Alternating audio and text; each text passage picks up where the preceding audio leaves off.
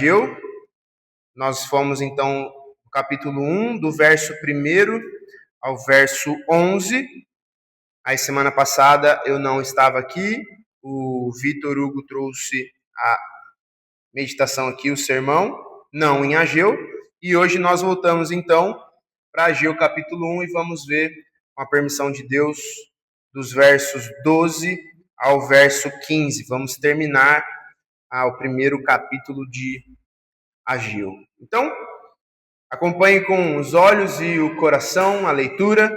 Ageu capítulo 1, verso 12 ao verso 15, diz assim: Então Zorobabel, filho de Salatiel, e Josué, filho de Josadaque, o sumo sacerdote, e todo o resto do povo atenderam à voz do Senhor, seu Deus, e às palavras do profeta Ageu, as quais o Senhor, seu Deus, o tinha mandado dizer. E o povo temeu diante do Senhor. Então Ageu, o enviado do Senhor, falou ao povo segundo a mensagem do Senhor, dizendo: Eu sou convosco, diz o Senhor. O Senhor despertou o espírito de Zorobabel, filho de Salatiel, governador de Judá, e o espírito de Josué, filho de Josadaque, o sumo sacerdote, e o espírito do resto de todo o povo. Eles vieram e se puseram ao trabalho na casa do Senhor dos Exércitos, seu Deus, ao 24º dia do mês. Vamos orar mais uma vez. Senhor, ainda diante de Ti, nós mais uma vez nos achegamos pedindo que o Senhor continue falando conosco. A Tua palavra foi lida, Deus, e nós cremos que pela simples leitura da Tua palavra, o Teu Santo Espírito já fala aos nossos corações. E há para nós a possibilidade de sermos confrontados e confortados pelo Senhor. Por isso te pedimos que, uma vez mais, o Senhor fale conosco. Não aquilo que eu quero dizer, Pai, à Tua igreja, mas aquilo que o Senhor tem a dizer para nós. Assim como o Senhor já falou comigo durante a semana e ainda fala, peço que também o Senhor fale com os meus irmãos aqui, que a gente possa crescer para a honra e glória do Teu nome. Em nome de Jesus. Amém. Queridos, acho que eu não precisaria aqui fazer uma enquete para saber se você gosta de receber presentes. Tudo bem que tem presentes que são legais e presentes que às vezes você não gostaria de receber, mas você recebe. E todos nós aqui gostamos, né? E eu acho curioso, eu já tive a oportunidade de ver crianças ganhando presentes. E é magnífico ver a sinceridade da criança, de que quando ela ama aquele presente, ela fica encantada, ela fica assim, reluzente. Mas, por vezes, a criança abre o presente, e aí, gostou? Não. Não é? Não sei se você já teve a oportunidade de presenciar uma cena dessa, mas parece que quando a gente cresce, né, quando a gente recebe um presente que a gente não gosta muito, pelo menos agora a gente sabe disfarçar, não é? Fala, não, é legal, muito útil, né? Obrigado, eu gostei. Às vezes a gente acaba até mentindo para a pessoa que deu o presente para nós. E foi criado em nós, né? Culturalmente, socialmente, foi criado, desenvolvido aí uma tendência onde nós temos que dar mais valor para o presente do que para aquela pessoa que está nos dando o presente. Parece que a gente está muito mais preocupado com aquilo que eu estou recebendo do que com a pessoa que teve a iniciativa de comprar ali algo ou de fazer ali algo para dar a você. E isso aparece muitas vezes na nossa vida, não somente nessa área de presentes, né? Mas muitas vezes nós nos baseamos em relacionamentos onde eu só desenvolvo amizade ou relacionamentos mais sérios, como um casamento, baseado naquilo que o outro tem a me oferecer. E como a gente tem visto hoje em dia, casamentos que terminam, que são destruídos porque o marido ou a esposa não tem mais nada a oferecer. Então se divorcia, a troco de nada. Muita gente, por outro lado, tenta se aproximar de Deus numa intenção de a mera religiosidade onde eu busco a Deus para ver aquilo que Deus pode me dar. Eu busco a Deus para conseguir aquilo que Ele tem a me oferecer. Então eu vou à igreja para conseguir as bênçãos do Senhor. Eu venho à igreja para conseguir ter os livramentos que eu preciso na minha semana. Eu venho à igreja e busco a Deus para que eu possa ter as soluções para os meus problemas, mas não venho à igreja por causa do próprio Deus. E o que nós estamos vendo aqui nesse primeiro capítulo de Ageu é que Ageu está confrontando exatamente essa mentalidade.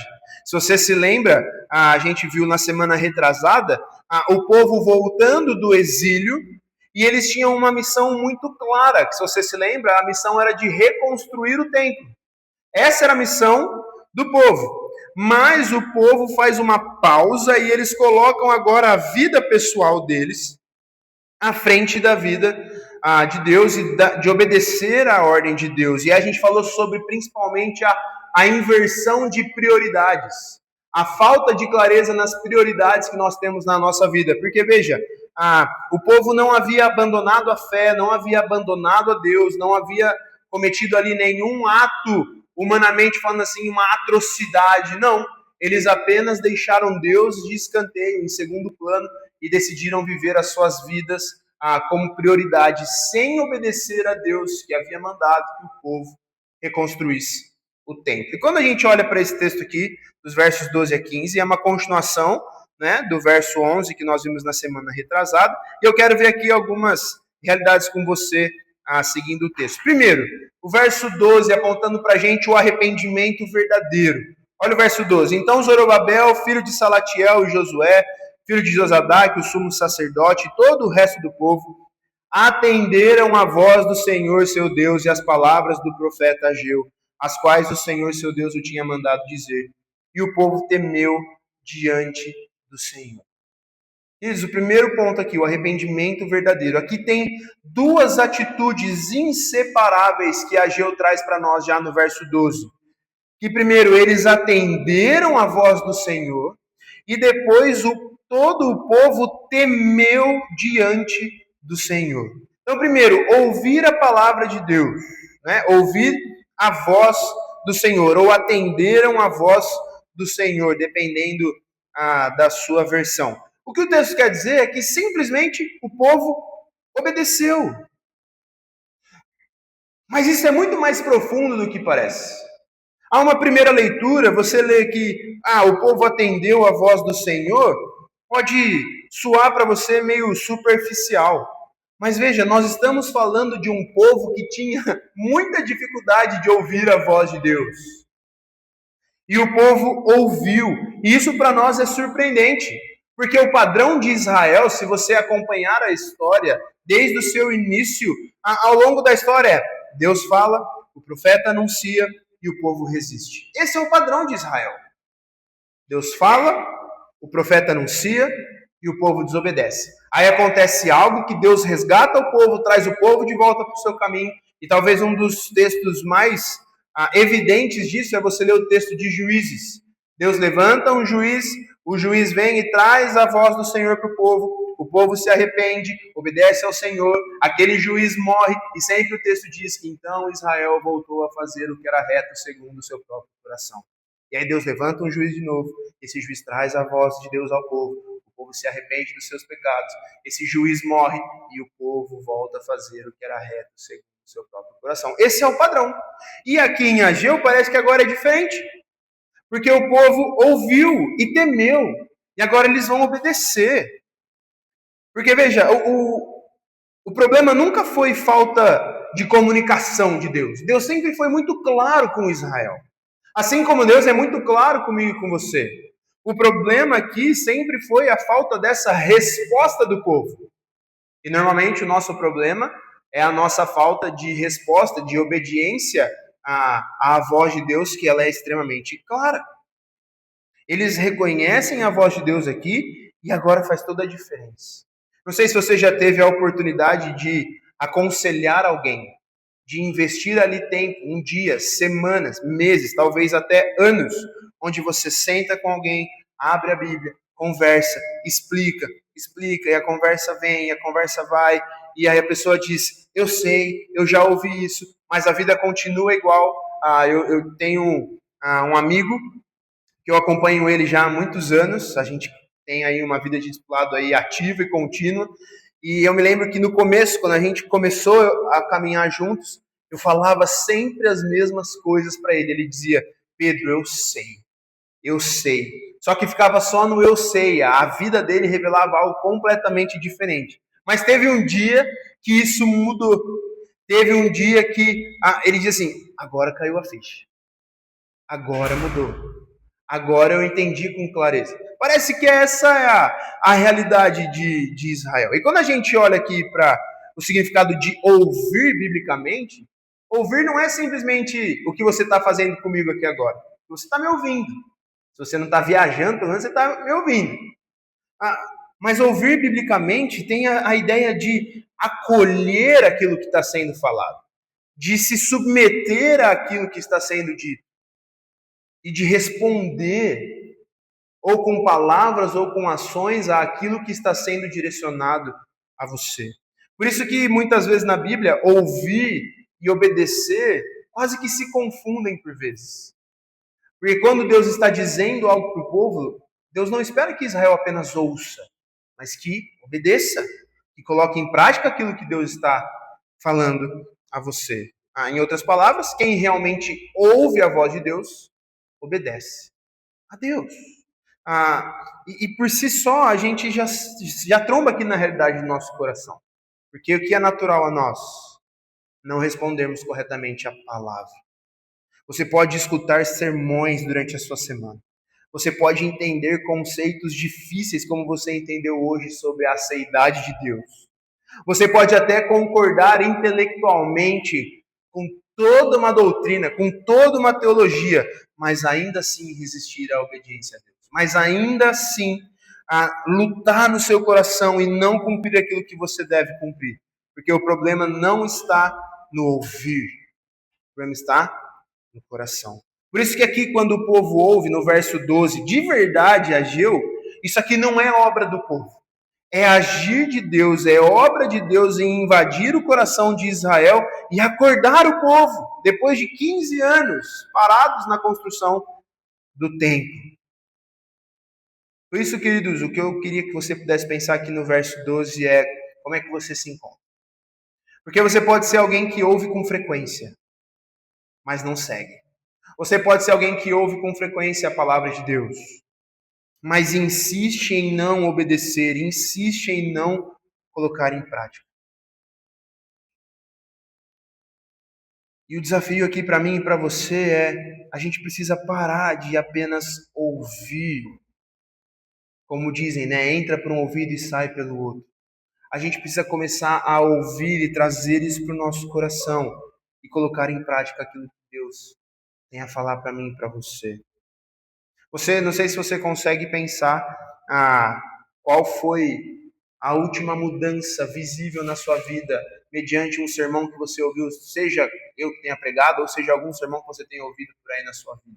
Qual foi uma mudança visível, um passo de maturidade que você deu mediante a transformação do Evangelho na sua vida, onde você estava fazendo algo ou vivendo de uma maneira e agora você foi confrontado e você mudou? Será que você consegue perceber isso? Ou você está preso aí a apenas anos de igreja, anos de religiosidade e nada muda? Porque esse é o desafio que Ageu traz para mim e para você. E ele diz ainda no verso 12 que o povo temeu ao Senhor. Eles não só ouviram, eles temeram, e isso faz toda a diferença. Porque como a gente acabou de falar, é possível ouvir e não mudar. E quando a gente fala de temor do Senhor, aqui a gente poderia gastar horas falando do que é o temor do Senhor. Mas, de modo bastante resumido, temer a Deus é viver debaixo de uma reverência profunda, de uma submissão autêntica, reconhecendo a grandeza de Deus e se deleitar e ter prazer no Senhor, temendo, sabendo que Ele é o Criador e nós somos as criaturas. Por isso o arrependimento verdadeiro ele está numa equação de ouvir, temer e obedecer. Você pode ser um bom ouvinte e ouvir demais, Mas se você não temer e você não obedecer, você só está ouvindo. A equação aqui que Ageu traz para nós, que Deus traz para mim e para você, é nós precisamos ouvir. Nós precisamos temer com reverência diante de Deus. E assim obedecermos a Deus. Isso irá gerar mudança na minha e na sua vida. Veja, e o que é que mudou em Israel? Se você se lembra, na semana retrasada, a gente viu uma atitude no povo que dizia: ainda não é tempo. Ainda não é tempo de obedecer a Deus. Ainda não é tempo de reconstruir o templo. Se você se lembra disso, senão você pode ler depois do verso 1 a 11. Mas quando foi dada a ordem da parte de Deus, Israel disse: ainda não é tempo. Não é tempo de obedecer. É isso que Israel disse. Agora é tempo de priorizar a minha vida e não aquilo que o Senhor tem para mim. Foi essa a atitude de Israel. Mas agora o temor do Senhor invadiu o coração do povo e as desculpas acabaram. E é assim comigo e com você. Normalmente nós gostamos de dar várias desculpas para Deus. A gente falou isso na semana retrasada. Deus, hoje não, tem outras coisas para fazer, a agenda está corrida. Mas quando nós tememos a Deus, as desculpas acabam. Porque a gente se lembra de que Deus deve ser a nossa prioridade. Quando nós tememos a Deus de verdade, nós passamos a viver as nossas vidas dizendo que Deus deve ser obedecido agora.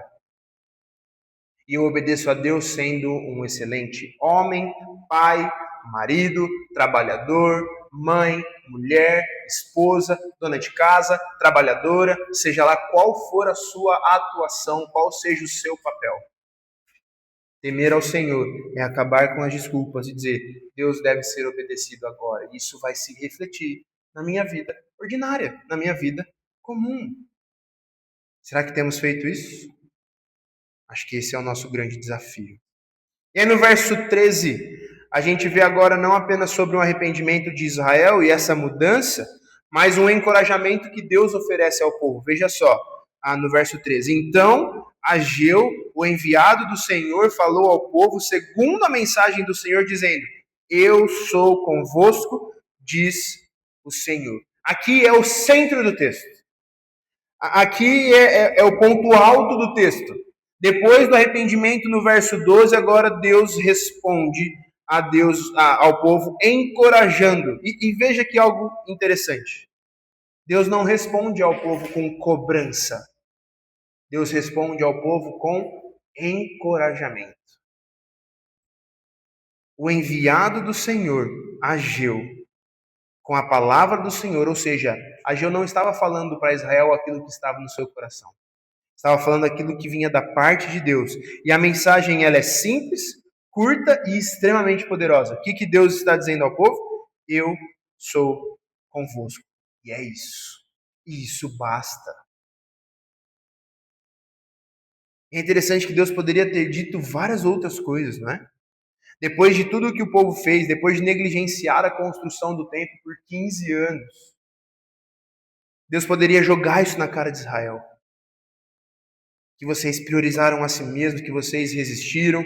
Então agora vocês vão ser fiéis a vocês mesmos. Então agora eu quero ver os resultados que vocês podem fazer, trazer para mim em pouco tempo. Eu quero que vocês provem que vocês mudaram. Deus podia dizer várias outras coisas. Mas ele disse: eu estou com vocês.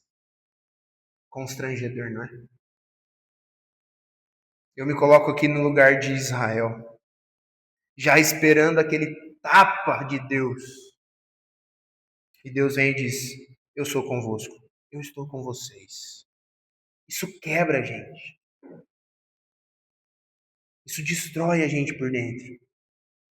Porque nos lembra que muitas vezes nós somos infiéis perante um Deus que sempre foi fiel. E veja que aqui não é uma promessa qualquer.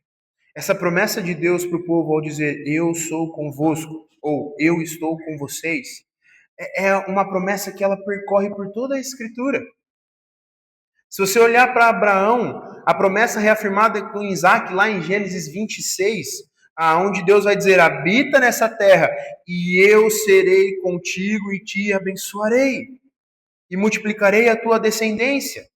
Deus dizendo a Abraão: eu serei contigo. E lembra que é interessante o que acontece um pouco antes de Abraão ser pai, quando Deus havia dado a promessa que Abraão seria pai de várias nações, que ele teria vários filhos. Lembra-se que quando ele está com a sua esposa, eles estão ali conversando, já em idade avançada, e qual que é a solução humana? Não, Abraão, chama lá a empregada, tenha um filho com ela, e assim as coisas vão dar bem. E depois Deus vem a Abraão. E Deus está dizendo: Abraão, você se esqueceu que eu estou com você. Abraão, você está se esquecendo de que eu disse. E se eu disse, vai acontecer. O que Deus diz a Abraão? Eu serei contigo. A Moisés, em Êxodo capítulo 3, verso 12, Deus dizendo: Moisés, eu serei contigo. A Josué, em Josué capítulo 1, verso 9, não temas, porque o Senhor teu Deus é contigo por onde quer que andares. Davi, em 2 Samuel, Deus vai se chegar a Davi e dizer: Davi, eu tenho estado contigo por onde quer que você andar. E talvez um dos textos mais conhecidos, em Mateus capítulo 28, verso 20, quando Jesus está conversando com seus discípulos, ele vai dizer que toda autoridade foi me dada no céu e na terra, por isso vão, façam discípulos de todas as nações, batizando-os em nome do Pai, do Filho e do Espírito Santo. E ele termina dizendo o quê? E eis que eu estou com vocês todos os dias. É isso que Deus está dizendo para Israel aqui em Ageu. Eu estou com vocês. Seja em momentos de medo, seja em momentos de angústia, seja em meio a uma missão, como foi com Davi, seja em momentos de fraqueza, em nenhum momento Deus promete a felicidade ou facilidade em meio aos processos. Deus promete presença. E isso atinge o seu auge em Jesus. Porque Jesus ele é o Emanuel, que quer dizer o Deus conosco. Como eu acabei de falar em Mateus 28, estou convosco, estou com vocês todos os dias. Às vezes a gente se esquece, queridos, de que Deus está presente no processo. Porque veja, o templo ainda não foi reconstruído. A obediência começou. A obra não havia terminado aqui.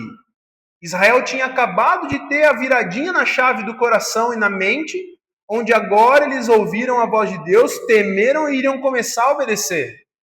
O templo aqui não foi reconstruído ainda. E mesmo assim Deus diz: eu estou com vocês. Ele não diz: quando vocês terminarem o templo, eu estarei com vocês. Não. Enquanto vocês obedecem, eu já estou. A minha presença ela já é real. Por isso, veja algumas coisas aqui. Primeiro, que Deus não está preso ao templo.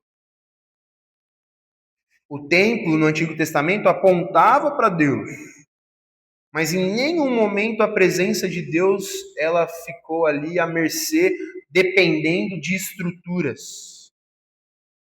Em nenhum momento.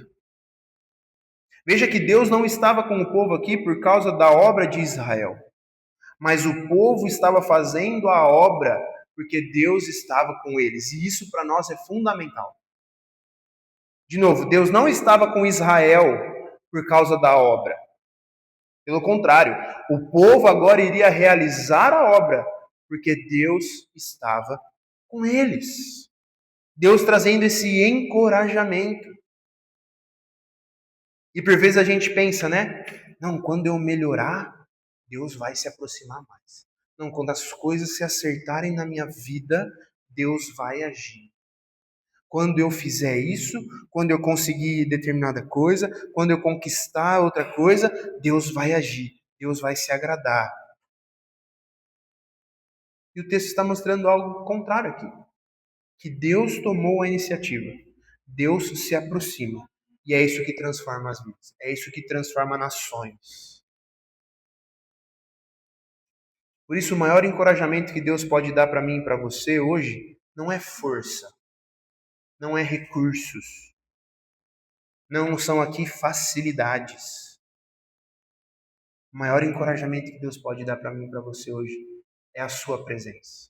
Porque, queridos, tem muita gente hoje que está com a saúde impecável, que está com uma conta bancária recheada, mas não tem a presença de Deus.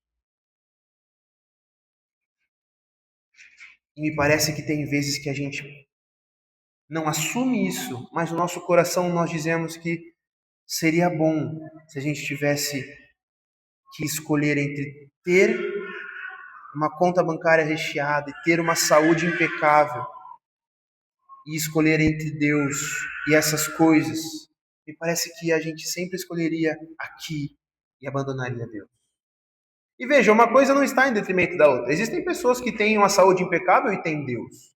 Existem pessoas que têm uma conta bancária recheada e têm Deus. Mas o ponto é que muitas vezes nós queremos negociar. A gente quer o milagre, a gente quer a solução, a gente quer a bênção, a gente quer o presente. Lembra do presente? A gente quer o presente, mas a gente se esquece de quem está dando o presente para nós. E aí a gente abre o presente e fala, gostou? Não. Mas foi Deus que deu para nós. E aí eu pergunto para você, se Deus dissesse hoje para você, eu resolvo a sua vida, mas eu retiro a minha presença, você aceitaria? Eu resolvo os seus problemas, eu resolvo as suas crises, mas eu irei me afastar. Você aceitaria essa proposta? Porque esse é o desafio que a Geu está colocando aqui para mim e para você no verso 3. E é o que nós devemos estar atentos com os nossos corações, queridos. Porque há uma tendência muito grande da nossa resposta aqui ser sim. Eu prefiro ter uma vida resolvida e não ter a presença de Deus, do que ter a presença de Deus em meio muitas vezes ao caos da minha vida. E aí o texto continua, e para nós terminarmos, agora não apenas Deus encoraja, mas Deus realiza algo. Está aí no verso 14 e o verso 15. Onde o texto diz, o Senhor despertou o espírito de Zorobabel, filho de Salatiel, governador de Judá, e o espírito de Josué, filho de Josadaque, o sumo sacerdote, e o espírito do resto de todo o povo. Eles vieram e se puseram ao trabalho na casa do Senhor dos Exércitos, seu Deus, ao 24º dia do 6º mês. Veja, aqui algumas coisas para a gente poder analisar e pensar. Veja que Deus não apenas ordena. Deus poderia apenas ordenar o povo e deixar o povo largado aos seus próprios entendimentos e conhecimentos e habilidades para construir o templo. Mas não. Deus não apenas ordena, mas ele capacita o povo. E veja que esses nomes, não sei se você prestou atenção, né? Zorobabel, governador de Judá, Josué, filho de Josadaque, né? Esses nomes não estão aqui à toa, né? Não, pelo contrário, esses nomes estão aqui para mostrar que Deus não está apenas mexendo com o seu povo, mas ele está restaurando toda a estrutura do povo, a começar pela liderança. O governador é despertado por Deus. O sumo sacerdote é despertado por Deus. E então todo o povo é despertado por Deus. Porque veja, queridos, o que o povo estava perdendo aqui, o povo estava com uma liderança frouxa, porque já eram 15 anos sem obedecer a Deus. O povo estava cultuando a Deus em meio às ruínas. E o sumo sacerdote estava tranquilo com isso, porque senão ele teria incentivado o povo a não parar a reconstrução do templo. E todo o povo estava acostumado com isso, porque inverteram as prioridades, deixaram as coisas de Deus em segundo plano e viveram essa rotina por 15 anos, se acostumaram. E agora que não, agora Deus, o Senhor desperta Zorobabel, o governador. O Senhor desperta Josué, o sumo sacerdote. E Deus desperta todo o resto do povo. E eles vieram e se puseram ao trabalho na casa do Senhor dos exércitos, do seu Deus. Veja, Deus desperta líderes, os sacerdotes e todo o povo. E aí qual que é o resultado disso, uma vez que Deus desperta e mexe com os corações? Eles vieram e fizeram a obra. Não tem desculpas, não tem adiamentos, não tem mais colocar Deus em segundo plano. Quando Deus ele interfere e mexe nos corações, não há nada que a gente possa fazer. Porque o verso 15, se você prestou atenção, ele não está aí à toa, ao 24º dia do 6º mês. Ele está em conjunto com o verso 1º. Se você lembra lá do verso 1, o verso 1 começa dizendo: no segundo ano do rei Dário, no 6º mês, no primeiro dia do mês, veio a palavra do Senhor por intermédio do profeta Ageu. Então veja, no primeiro dia do mês, e agora no 24º dia, o povo vai mudar, porque Deus vai intervir. Então a gente está falando de um intervalo aí de 23 dias entre o início aqui do texto de Ageu e agora, onde Ageu começa a falar e onde Deus intervém e o povo começa a agir, a praticar, a mudar. E a pergunta é: o que é que Deus já falou com você, ou está falando com você, que você ainda não tem colocado em prática? Quais são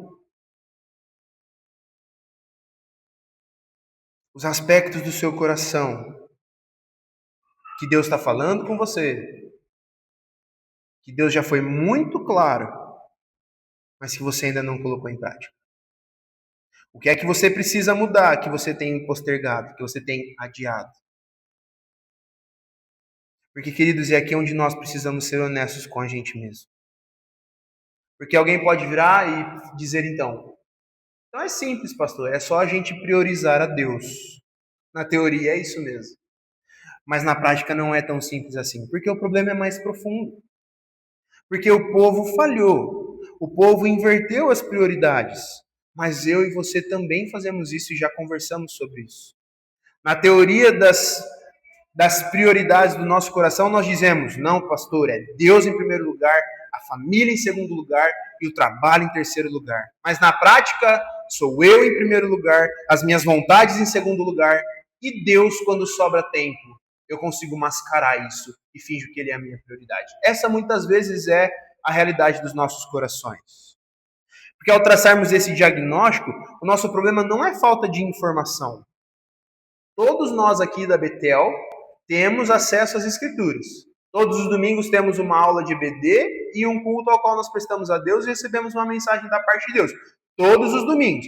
Todas as quintas nós estamos no nosso PG discutindo sobre um texto bíblico, conversando, sendo desafiados e crescendo. Então toda semana, só de programação da igreja, nós temos pelo menos 3 momentos de abertura e meditação nas Escrituras. Fora os outros dias em que você deve fazer isso na sua casa. Então, o nosso problema, queridos, não é falta de informação bíblica. A informação bíblica a gente tem. O problema está no nosso coração. Porque quando depende de mim e de você, a gente não ouve, a gente não teme e a gente não obedece.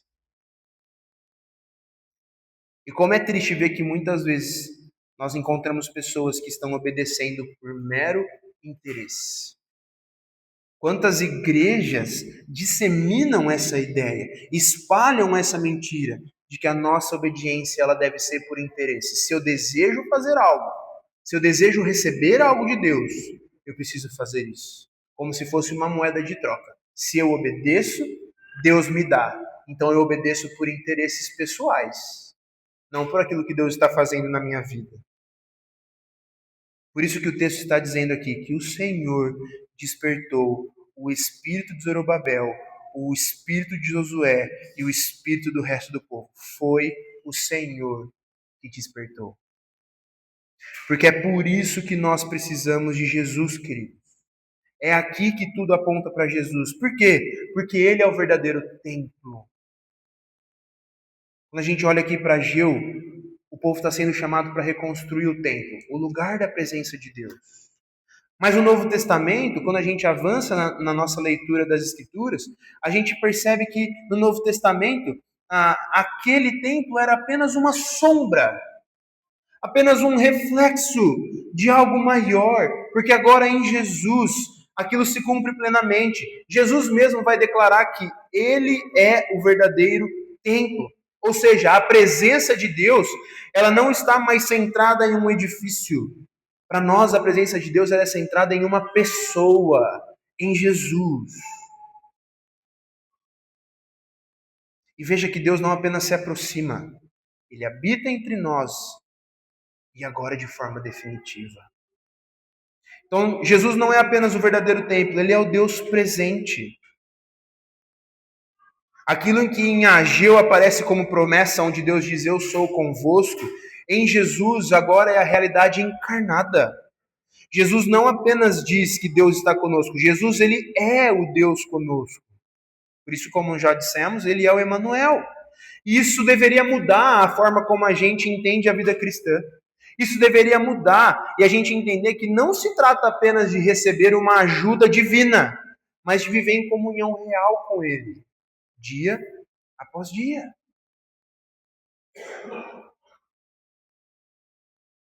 Por isso, queridos, que a gente deve refletir aqui não é o que é que você consegue melhorar, o que é que você consegue priorizar. Essa não é a melhor notícia que a gente pode receber. Mas a notícia que a gente deve receber hoje é que Deus vem até você, transforma o seu coração e se faz presente. E o que isso muda para nós? E algumas coisas para a gente poder refletir e praticar. Primeiro, avalie como você tem recebido a palavra de Deus. Tem muita gente hoje em dia que ouve e nada muda. Então avalie como que você tem ouvido, como você tem recebido a palavra de Deus. Talvez você seja uma pessoa que gosta de ouvir sermões, não é? Talvez hoje à noite, na sua casa, como a gente já fez no nosso culto aqui, você vai colocar um sermão para você ouvir. Durante a semana você vai ouvir pregações, estudos, devocionais, enfim. Mas a pergunta não é se você está ouvindo. Acho que a pergunta que você tem que responder é se você está sendo transformado por aquilo que você está ouvindo. Porque há áreas nas nossas vidas em que Deus ele já falou claramente. Claramente. E como que você está ouvindo isso? Como que você está recebendo isso? Você só ouve? Ou você tem ouvido, temido e obedecido? Avalie isso com honestidade no seu coração. Segunda coisa, para de adiar a obediência a Deus. Para de adiar a obediência a Deus. Israel levou cerca de 23 dias aqui, como o texto aponta para nós, para sair da palavra recebida para a prática. Veja, não foi instantâneo, mas também não foi algo indefinido, que nunca aconteceu. O texto aponta para nós que aconteceu. Mas o que é que Deus falou com você que você tem deixado para depois? Porque cuidado, queridos, muitas vezes o deixar para depois é apenas uma desobediência disfarçada de prudência, ou seja lá o que for. Eu tenho certeza de que se todos nós, a começar em mim, se nós parássemos de adiar a obediência e cumpríssemos à risca aquilo que Deus espera de nós, nós estaríamos em um patamar de maturidade e piedade bastante diferente do qual nós nos encontramos hoje. Mas veja, eu não quero trazer essa palavra para te desanimar. Mas ao dizer para você e para mim pararmos de adiar a obediência, é porque a gente precisa se lembrar de que quem inicia esse processo não somos nós, mas é o próprio Senhor. Talvez a pergunta é: você tem coragem de pedir para Deus sondar o teu coração e iniciar a transformação hoje na sua vida?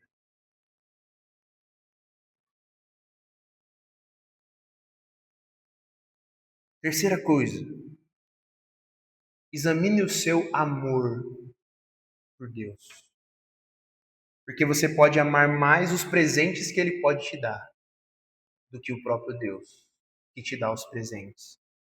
Porque Deus em nenhum momento diz que vai resolver tudo na sua vida, mas Ele promete presença. Ele diz: eu estou com vocês. Agora o que a gente precisa responder é: se Deus não me desse nada além da presença dEle, isso ainda seria suficiente? Se tudo aquilo que Deus fosse dar a você fosse a presença dEle, isso seria suficiente para você? Ou nós estamos amando demais os presentes que Deus pode me dar e me esquecendo de que por trás desses presentes há um Deus que tem me dado eles? E que se Ele disser, eu estou com você, Isso para nós é suficiente. E isso se aplica em momentos principalmente difíceis da nossa vida. Em meio a doenças, em meio ao luto, em meio às perdas. E aí a gente anseia tanto por uma transformação de realidade. E que a gente deve fazer isso mesmo. Mas pode ser que por vezes o que Deus vai dar para você não venha acompanhado de um presente, mas seja só, entre várias aspas, a presença dele. E isso para nós vai ser insuficiente? Ou para nós vai ser suficiente? Por isso a gente precisa avaliar se eu amo de verdade Deus ou se eu amo apenas os presentes que ele me dá. Avalie isso no seu coração. E por fim, dê passos concretos de obediência. Passos reais. Porque o texto encerra aqui para nós dizendo que o povo veio e eles vieram e fizeram a obra. Sem discurso, sem enrolação, sem mais desculpas. Passos concretos de obediência. Por isso, qual que é o seu próximo passo concreto de obediência? O que é que você precisa fazer? É tratar um pecado específico? É restaurar um relacionamento? É perdoar alguém? É se envolver mais? É buscar mais a Deus no seu dia a dia?